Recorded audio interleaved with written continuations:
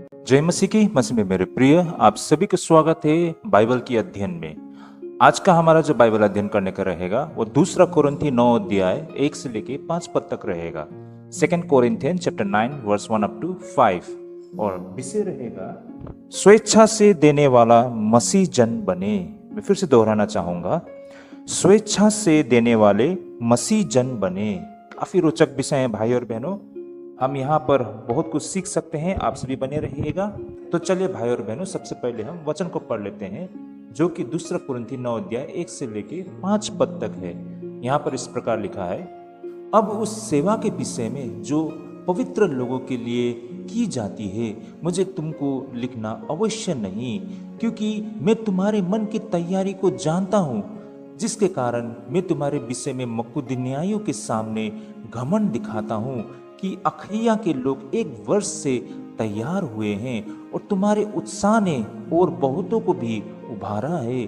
परंतु मैंने भाइयों को इसलिए भेजा है कि हमने जो घमंड तुम्हारे विषय में दिखाया वह इस बात में व्यर्थ न ठहरे, परंतु जैसा मैंने कहा वैसा ही तुम तैयार हो रहो। ऐसा न हो कि यदि कोई मकुदुनी मेरे साथ आए और तुम्हें तैयार न पाए तो क्या जाने इस भरोसे के कारण हम यह नहीं कहते हैं कि तुम लज्जित हो। इसलिए मैंने भाइयों से ये विनती करना अवश्य समझा कि वह पहले से तुम्हारे पास जाए और तुम्हारी उदारता का फल, जिसके विषय में पहले से वचन दिया गया था, तैयार कर रखे, कि यह दबाव से नहीं परंतु उदारता के फल की नाई तैयार हो। आमेन। भाई और बहनों, इस पैसेज की पृष्ठभूमि को पहले हम समझने के लिए प्रयास करते हैं। यह इस तरह थी, कुरिन्थ की कलीसिया और अन्य मसीह कलीसियाओं, विशेष करके मकुदुनिया और अखैया के विश्वासियों से प्रेरित पौलुस ने यरूशलेम के गरीब संतों के लिए चंदा इकट्ठा करने के लिए आग्रह किया था और कुरिन्थ की मंडली पहले से ही इस दान के काम में भाग लेने के लिए बिल्कुल तैयार रहने का वचन दे चुके थे। प्रेरित पौलुस ने इस विषय पर पहले ही पहला कुरिन्थी 16 अध्याय 1 से लेकर 4 में हिदायत दे चुका था कि प्रत्येक विश्वासी नियमित रूप से दान को अलग रखे, ताकि जब वह आए तो अचानक इकट्ठा करने की जरूरत न पड़े। अब जब प्रेरित पौलुस मकुदुनिया से होकर कुरिन्थ आने वाला था, उन्होंने कुरिन्थियों को याद दिलाया कि वे अपना वचन निभाएं और पहले से ही दान को तैयार रखे। भाई और बहनों, प्रेरित पौलुस चाहता था कि कुरिन्थ के लोग मन से और खुशी से दे। वो नहीं चाहता था कि वे दबाव या मजबूरी में दे। मसीह लोगों को इसलिए देना चाहिए भाई और बहनों, क्योंकि वे परमेश्वर से प्रेम करते हैं, ना कि केवल इसलिए कि यह एक कर्तव्य है। पैसे रुपया का उपयोग ईमानदारी और खुलेपन से होना चाहिए, ताकि सब लोग देख सके कि सब कुछ सही और साफ है।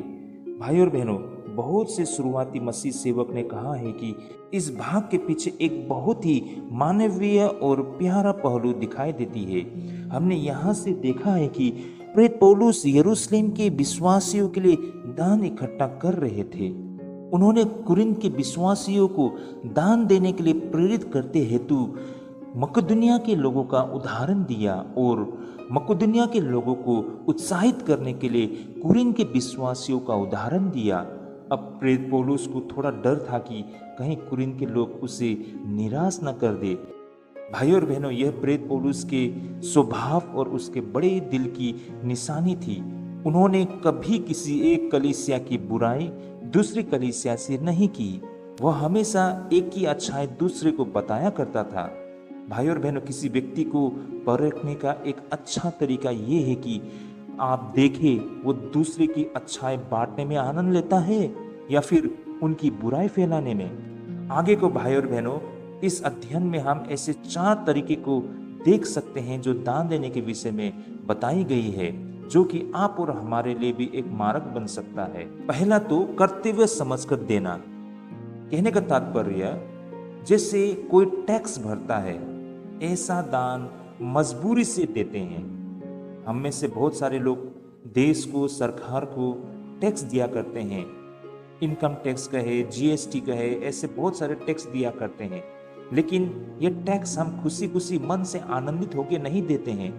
ये एक कर्तव्य है, इस आधार में हम दिया करते हैं और इसमें हमें खुशी नहीं मिलती है। तो भाई और बहनों, ये भी एक प्रकार का दान तो है, लेकिन इसमें हम आनंदित नहीं होते हैं क्योंकि ये एक कर्तव्य समझकर हम दिया करते हैं। दूसरी, खुद को अच्छा महसूस कराने के लिए देते हैं। भाई और बहनों, कहने का तात्पर्य, ऐसे लोग दूसरों की मदद से ज्यादा अपनी भावनाओं की परवाह करते हैं। कहने का तात्पर्य, वो देते तो है लेकिन वो अपनी मन के सुकून के लिए देते हैं, दूसरों की जरूरत समझ के नहीं। अब वो तीसरे प्रकार की दान, जैसे कि दिखावे और प्रतिष्ठा के लिए देना। ऐसे लोग दान इसलिए करते हैं ताकि लोग उनकी तारीफ करें। ऐसे दान प्रेम से नहीं बल्कि घमंड से दी जाती है। और अब आखिर में वो चौथा दान, वो सच्चा दान जो प्रेम से दिया करते हैं।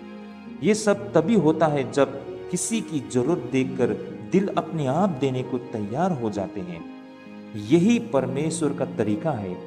भाई और बहनों, इसे हम इस तरह समझ सकते हैं, परमेश्वर ने हमसे प्रेम किया और अपने पुत्र को हमें दे दिया। प्रेरित पौलुस चाहता था कि कुरिन्थियों को दान पहले से तैयार रखे। एक कहावत है कि जो तुरंत दे देता है वो दोगुना देता है। सबसे अच्छा दान वही है जो बिना मांगे दिया जाए। जब हम परमेश्वर के शत्रु थे तब भी मसीह हमारे लिए मरे। परमेश्वर ने हमारी जरूरतों को हमेशा हमारे प्रार्थना से पहले ही जान लिया है। हमें भी दूसरों के लिए वैसा ही करना चाहिए जैसे परमेश्वर ने हमारे लिए किया है। कहने का तात्पर्य, भाई और बहनों, जब हम दान देते हैं तो किसी की जरूरत को समझ के स्वेच्छा से हम खुशी खुशी जब देने के लिए तैयार होता है, ऐसे दान को परमेश्वर स्वीकार करते हैं। यहाँ पर कोई दिखावा नहीं होता है या अपने मन को शांत करने के लिए या आनंदित करने के लिए हम नहीं देते हैं।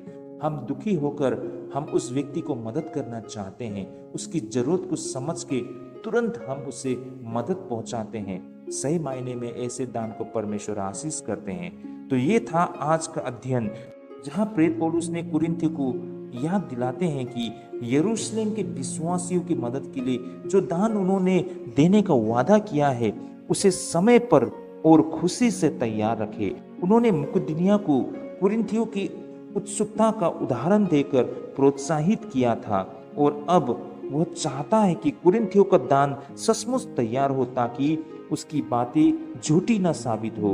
वो नहीं चाहता था कि अंतिम समय में जल्दबाजी में संग्रह किया जाए।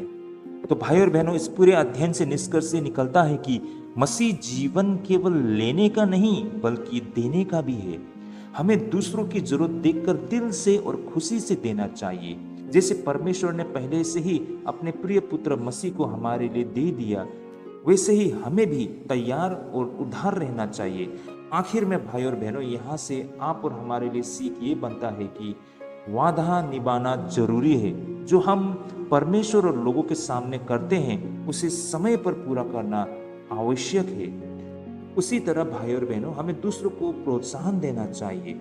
जैसे प्रेरित पौलुस ने एक कलीसिया की अच्छाई दूसरों को बताया था, वैसे ही हमें भी दूसरे की भलाई साझा करनी चाहिए।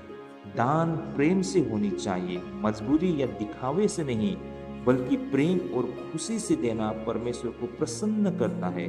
और आखिर में तैयारी बेहद जरूरी है।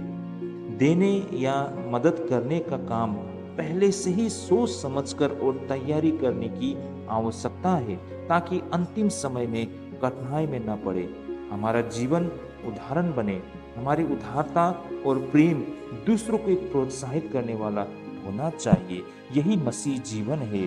भाई और बहनों, मैं आशा करता हूँ यह अध्ययन हमें स्वेच्छा से देने वाले मसीह जन बनने में काफी मदद करेगी। तो आज के लिए हम यहीं पे स्थगित करते हैं। प्रभु आप सभी को ढेरों आशीष करें। जय मसीह की।